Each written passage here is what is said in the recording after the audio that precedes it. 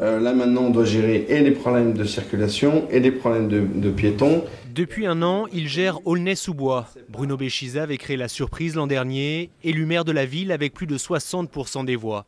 Aujourd'hui, l'élu UMP souhaite transformer l'essai, allier dès le premier tour aux centristes de l'UDI pour arracher le canton à la gauche. Il faut que le maire d'Aulnay-sous-Bois soit conseiller départemental pour continuer son action d'une ville mieux insérée dans un département.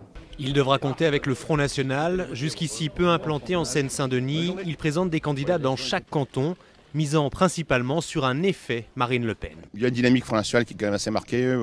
Les sondages sont porteurs. Il y a un bon courant, une bonne ambiance ici pour nos idées. Je vois pas pourquoi on ne ferait pas un second tour. Le second tour, c'est l'objectif aussi du Parti socialiste qui tente de mobiliser son électorat. Sur les présidences du bureau de vote, qu'est-ce qu'ils t'ont dit au service des élections là ? Pour faire face au risque de vote sanction, les socialistes insistent sur les enjeux locaux et appellent au vote utile dès le premier tour pour sauver un département de gauche. Il est à gauche.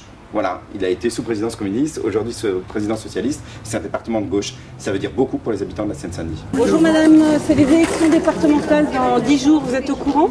Une gauche pourtant en ordre dispersé. Ici à Aulnay, des écologistes ont rejoint le Front de gauche, ensemble pour offrir une alternative aux socialistes, pour que la Seine-Saint-Denis reste la ceinture rouge qu'elle a été. C'est une terre où il faut défendre vraiment des politiques sociales.